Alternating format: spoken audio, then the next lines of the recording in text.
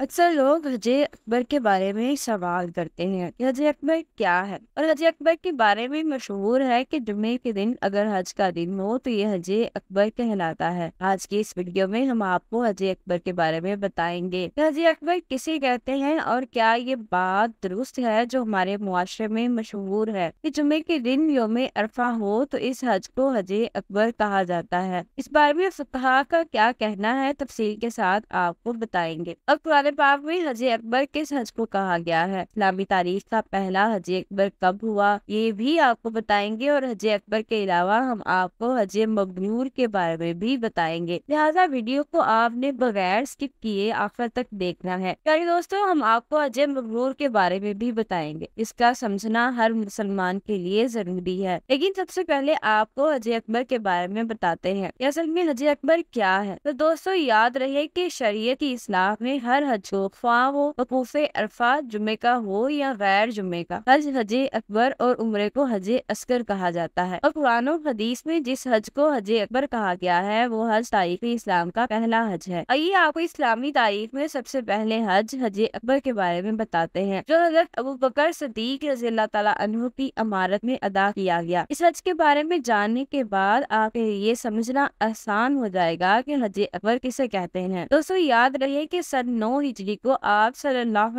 علیہ وسلم نے ابو بکر صدیق رضی اللہ تعالیٰ عنہ کو امیر حج مقرر فرمایا، اور تقریباً 300 صحابہ مدینہ منورہ سے ابو بکر صدیق رضی اللہ تعالیٰ عنہ کے ساتھ روانہ ہوئے۔ اس موقع پر خاص طور پر سورہ توبہ کی ابتدائی آیات جو عہد توڑنے والی مشرکین مکہ کے بارے میں نازل ہوئی تھی وہ اور دیگر اعلانات کے ساتھ آپ کو روانہ کیا گیا۔ صحیح بخاری میں حضرت ابو ہریرہ رضی اللہ تعالیٰ عنہ سے روایت ہے کہ جن اعلانات میں یہ تھا کہ اس سال کے بعد مشرکین مسجد حرم کے پاس نہ آئے، کوئی شخص بیت اللہ کا پر ہونا طواف نہ کرے، جس سے عہد ہوا ہے وہ اس مدت کو پورا کر دے، اور جن سے کوئی عہد نہیں وہ یوم اللہ ہرناس 10 ذوالحج سے لے کر 4 ماہ تک حرم سے نہ نکل جائے۔ اس کے بعد آپ صلی اللہ علیہ وسلم کو خیال آیا کہ مناسب یہ معلوم ہوتا ہے کہ یہ اعلانات ایسے شخص کے ذریعے ہوں جو آپ کے خاندان کا ہو، کیونکہ عرب قوم ایسے کاموں میں قریبی رشتہ داروں کی بات کو قبول کرتی ہے۔ لہذا آپ صلی اللہ علیہ وسلم نے حضرت علی رضی اللہ تعالیٰ عنہ کو روانہ فرمایا۔ جب حضرت علی پہنچے تو ابو بکر صدیق نے بڑے پیار و محبت سے دریافت فرمایا، اے علی، امیر بن کر آئے ہو یا معمور؟ حضرت علی نے فرمایا معمور، یعنی آپ کی اتباع میں حج کرنے آیا ہوں، مجھے فقط اعلانات کرنے کے واسطے بھیجا گیا ہے۔ تفسیر ابن کثیر تمام علماء کا اس پر اتفاق ہے کہ یہ اسلام کا پہلا حج تھا جو سن 9 ہجری کو حضرت ابو بکر صدیق کی امارت میں ادا کیا گیا، اور اس پر بھی امامت کا اتفاق ہے کہ اس حج میں وقوف عرفہ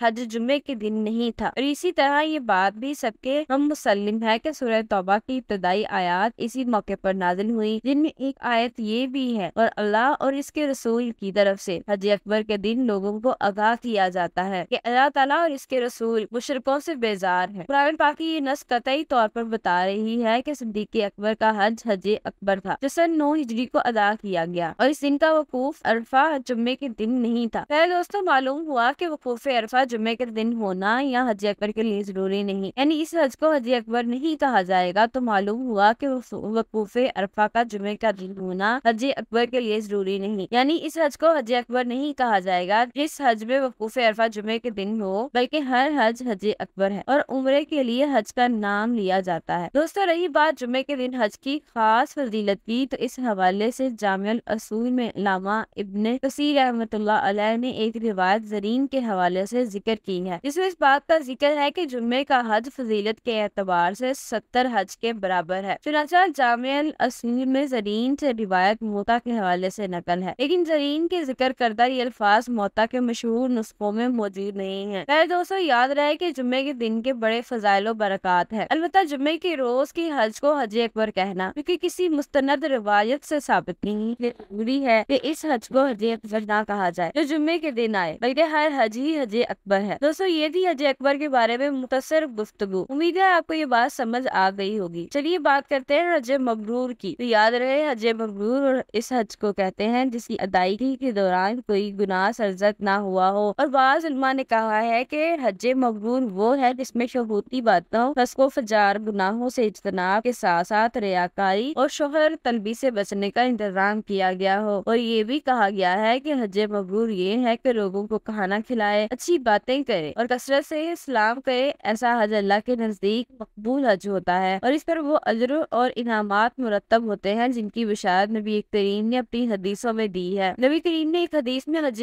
مبرور کا ثواب بتاتے ہوئے یوں فرمایا: عمرہ اپنے سے پہلے والے عمرے کے درمیان عرصے کے گناہوں کا کفارہ بنتا ہے اور حج مبرور کا اجر تو پس جنت ہی ہے۔ اسی حدیث میں آپ صلی اللہ علیہ وآلہ وسلم نے حج مبرور کو افضل اعمال میں شمار فرمایا۔ چنانچہ ابو ہریرہ رضی اللہ تعالیٰ عنہ سے روایت ہے، نبی کریم صلی اللہ علیہ وآلہ وسلم سے سوال کیا گیا کہ سب سے بہترین عمل کون سا ہے؟ آپ نے فرمایا اللہ اور اس کے رسول پر ایمان۔ پوچھا گیا پھر کیا ہے؟ آپ نے ان کا جواب تھا اللہ کے راستے میں جہاد۔ عرض کیا گیا پھر کیا؟ آپ کی طرف سے اشارہ ہوا حج مبرور۔ ایک اور حدیث میں آپ صلی اللہ علیہ وآلہ وسلم نے حج مبرور کو عورتوں کا جہاد قرار دیا، جیسا کہ حضرت اما عائشہ رضی اللہ تعالیٰ عنہ کی ایک روایت میں ہے۔ انہوں نے پوچھا کہ اے اللہ کے رسول، ہم لوگ کیوں نہ آپ کے ساتھ غزوہ جہاد میں شریک ہوں؟ آپ صلی اللہ علیہ وسلم نے جواب فرمایا تم لوگوں کے لیے سب سے اچھا اور بہترین جہاد حج ہے جو کہ حج مبرور ہو۔ دوستو اب سوال یہ پیدا ہوتا ہے کہ وہ حج مبرور جس کا اتنا ثواب اور اتنی فضیلتیں ہیں وہ کیسے ممکن ہے اور اس کی کیا شرائط ہے؟ تو غور سے سن لیں کہ حج مبرور کی ادائیگی کے لیے جن امور کا برتنا لازمی ہے وہ یہ ہیں: سچی توبہ، رفع مظالم، مال حلال، اخلاص نیت، ضروری مسائل حج کا علم اور ان پر عمل، طریقہ نبوی کی اتباع، فکر، گناہوں اور نافرمانی سے مکمل پرہیز، ذکر و تلبیہ میں مشغولیت، حدود حرم کے تقدس کا خیال اور اس کی پامالی سے اجتناب، کعبہ مکہ کے دوران اس کی عظمت و اہمیت کا استنصار اور ایسے قول و عمل سے اعتراض جو کہ اس کے احترام کے منافی ہو، تاریخی یا مقدس مقامات کی زیارتوں کے دوران شرک و بدعت کے ارتکاب سے پہلو دہی، خوش خلقی اور حسن سلوک۔ ان امور کی مختصر تفصیل یہ ہے کہ جب مسلمان حج کے سفر کا ارادہ کرے تو اس کو چاہیے کہ اپنے گھر والوں اور دوستوں کو اللہ سے ڈرتے رہنے کی نصیحت کرے، یعنی اللہ کے احکامات پر عمل کرنے اور نواہی سے بچنے کی تاکید کرے۔ حج کے لیے کمائی حلال اور پاکیزہ ہو، اس کے لیے رسول اللہ صلی اللہ علیہ وسلم نے ایک حدیث میں فرمایا اللہ تعالیٰ پاکیزہ ہے، پاکیزہ ہی چیزوں کو قبول کرتا ہے۔ میرے دوستو، حاجی کو چاہیے کہ اپنے حج سے اللہ کی رضا اور دار آخرت کی اطلاع کا یہ طالب ہو اور مقدس مقامات میں ایسے اقوال و اعمال سے اللہ کی تقرب چاہے جو اللہ کو پسند ہو۔ حج کے ذریعے دنیا کمانا مقصد نہ ہو، نہ ہی ریا،